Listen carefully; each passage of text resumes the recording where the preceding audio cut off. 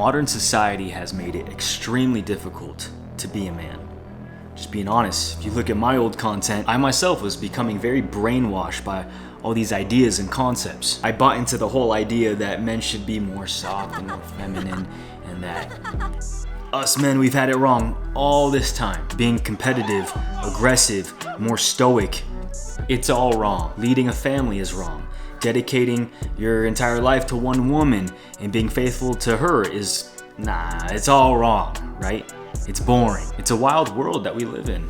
You know, being a man, embracing your masculinity, becoming a strong leader, husband, father, leaving a legacy, all these things that are absolutely pivotal in a man's life.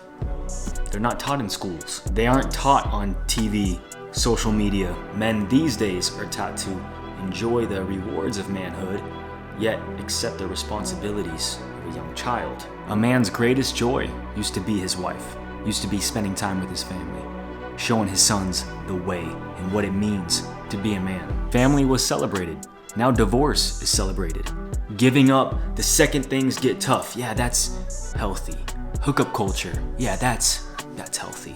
Everything's backwards. Everything's been perverted. Everything that was once good is now evil, and everything that was once evil is now labeled good. I say let's get back. Let's get back to our roots, embrace our manhood, and show these young brothers how to be men once again. So today, let's discuss 6 habits that turn boys into men. Starting off with number 1, prioritizing purpose over pleasure. Now, we've been taught as men that our natural desires are just to relax, enjoy life. We've been taught that being rich, being successful, and retired is the absolute goal. Kicking back on a yacht with a Mai Tai in our hands, a couple fine ladies by our sides. We've been taught that countless hours of video games, social media, TikTok, don't even worry about it. These things are fine. You work hard, enjoy yourself. I'll tell you what, my brothers, instant gratification is a one-way ticket to sorrow. Satisfying your immediate urges now only results in more pain later on. Relaxing and taking it easy rather than going to the gym makes you soft. Spending countless hours watching gives you a distorted, perverted mind, not to mention the insecurities you get from it. Spending time indoors, isolated, gives you more social anxiety. Not to mention it lowers your immune system. Think about it. Think about all the nerds and all the dorks in movies and TV shows. Why is it that they always are sneezing and sniffing and they got allergies? So all you young men out there, do the hard work now. Seek purpose, not pleasure. And what's our purpose? Our purpose is to be useful. See, self-development, that's not our purpose. It's great, but self-improvement is not the mission. It's not the purpose. Being useful is.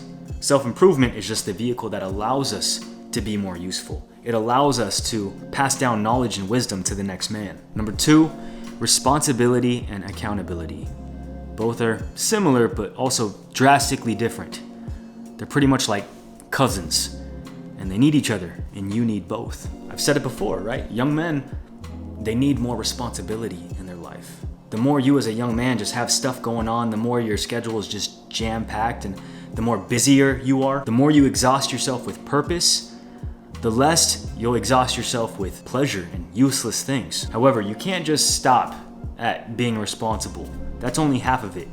You also have to be accountable. Check it out. Look at it this way. If I was a complete scumbag and say I cheated on my wife with somebody else and I had a child with that person, yeah, I'm responsible for fathering a child out of wedlock, but I can still go on and continue to act like a child myself. See, responsibility says, yeah, it was my fault. But accountability says, it won't happen again. I'll do this, and that to make sure that doesn't happen again. This is how true wisdom is found. And of course, as men, we'll fall short at times in life, and some actions will have bigger consequences than others. However, you have to own up to it. You have to accept those consequences, accept that there's no one else to blame but yourself, and you have to change. That's the final step. There has to be a renewing of the mind, and you have to transform. Number 3, become neatly organized. Now, most young teenage men, they're all over the place. Everything's a disaster. Everything from their bedroom to their dating life, to their grades, whatever. So the best way to counterattack this and to stay on top of things is to get extremely organized. All that cheesy stuff that your parents taught you, like journaling, writing down your goals, cleaning your room, doing your laundry. Hey, that stuff, it's powerful, bro. It really is. How you do anything in life is how you do everything. And like Elliot Hull said, hey, dominate the task at hand. Right when you wake up in the morning, clean your bed. When you have breakfast, clean those dishes, put them away. Make sure your bedroom is spotless. Make sure your bathroom is neatly cleaned and there's no caca stains in your toilet. And watch what happens. Watch what happens when you don't got dirty underwear lying all over your floor. Watch what happens to your mental mind state, your productivity. My best friend growing up, he lived with us for quite a while, and he was pretty much like opposite of me, right? I've always been like a neat freak. I like everything real nice and clean. You go into his room, bro, you got laundry piling up for like weeks on weeks. You got like empty cereal bowls in the corners of the room. And honestly, there's no way a man can reach his maximum potential in an environment like this. When you have a clean environment, you have a sense of pride, of self-worth. Your productivity enhances. It really does. And not to mention when you get a wife and she sees these things about you, it not only shows what kind of man you are, but what you can bring to the table. And so if you get this little stuff right, these little infinitesimal things right now, everything else in your life is just gonna start to follow along. Number 4, get into the habit of giving. Now, there's no better way to build up a relationship or even a friendship than just to give. Giving is essential. Most people look at relationships and friendships these days as an opportunity to receive something, get something. They think, what can I get out of this? What can I get out of this person? What are they offering me? And if that person doesn't provide accordingly, forget them. Now, of course, every relationship should be reciprocal. I'm not saying that, but it starts with you. You have to make others' lives better, especially those closest to you. Whether it's your girl or your best bro, even. It's the small little gestures. My dude Joel, the other day, we went out and we were in Vegas at some like ice cream parlor, and we were in line. We got some gelato shakes and he was in front and he ended up buying mine for me. And bro, my little heart couldn't take it, dude. I almost had a little teardrop run down my face, man. It made me feel so special. My friend Ty also, we were out the other day wakeboarding, and this dude comes out with a big old bag of grapes for us. And those grapes, I mean, we were hungry. Those grapes hit the spot, dude. We devoured them. So we try to always do like little things like that for each other, and all that does is just build up our friendship. It solidifies it and just lets that person know, hey, I got you, bro. I appreciate you. And now, like, we've created such a strong bond. I mean, I'd do like anything for those guys, bro.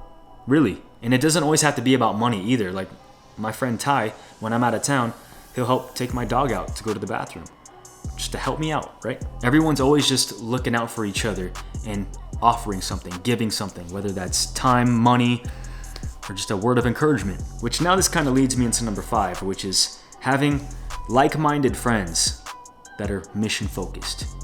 If all you have is friends that are just complete lowlifes and all they do is invest their time into useless things, you're in dangerous territory, my brother.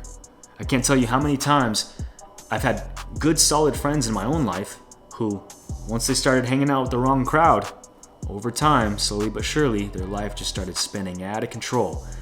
And then they got to a place, such a dark place, that now they've lost complete control. It happens every time. You think to yourself, well, I can still follow God. I can still be me and be into self-improvement and remain mission-focused and also hang out with these guys, have a little fun off to the side. Nah, bro. Quit lying to yourself. It never works. It's gonna do nothing but slow you down and take your eyes off the mission. And that's not what you want. You don't want friends that slow you down. You want friends that speed you up, that push you, that motivate you, that encourage you. It's like the boiling pot story. You put eggs into a boiling pot, it makes them hard. You put broccoli in a boiling pot, it makes them soft. So you want to be like neither. You want to be like a tea bag, right? Just teabag your bros. I'm just kidding. But nah, hey, look, a tea bag won't change. In fact, it'll change its environment. It'll change the water, right? So you need to be more like that tea bag, and you need to change your environment. Your whole life literally depends on this, depends on your environment. And now to finish off this thing strong, we got number 6, reject weakness. We just got through releasing these shirts and hoodies. You guys might want to check them out. But hey, look, our community here, we are completely sick and tired of culture's ways, of culture's agenda, and everything they're trying to smother in our faces. We're sick of the world telling us men that we need to be softer. Nah, man, we gotta reject this concept. See, look, we're in a spiritual war right now, and there's absolutely no time for weakness. And our families, our future generations, they're literally depending on you and I right now. All these stories you hear of these great men like Alexander the Great to dudes like Martin Luther King. Hey, look, you gotta realize that you and I, we're in a similar situation right now. We're in a very detrimental part of history, and you have to understand that you watching this right now, you're here for a reason. You've watched this whole video up until this point, right here, right now, while everybody else clicked off and decided to watch stupid prank videos. You decided to stay, and that's simply because you're hand-selected, my brother. God is calling you. He has explicit orders just for you, and you have to take it serious. See, in war, any man who doesn't follow direct orders with absolute obedience is 100% labeled a traitor to his country, his nation. So stay obedient, get your life right with Christ, live purposeful, do good, continue to pursue righteous acts, and never look back. Now, I'm gonna be releasing a masculine masterclass here very soon. I'm working on it right now. It's gonna be a full program that shows you how to be a man, how to act like a man, talk like a man, think and execute like a man. And hey, it's gonna be powerful, bro. If you wanna be the first to know when I drop that class, be sure to sign up to the individual's newsletter down in the description, and I'll email you right when I release that, and I'll also give you access to the program at a huge discount. Keep in mind, this discount will only be available to those of you who sign up to the newsletter today. With that said, appreciate you guys for watching. Please give this video a nice big thumbs up. Hit that notifications button to be informed when I drop new content. I got a lot in store for you. Also, hey, if you want to embrace your masculinity, you want to reject culture's ways and all their agendas, check out this video right here. It's powerful. And hey, I'll catch you next video. Peace always.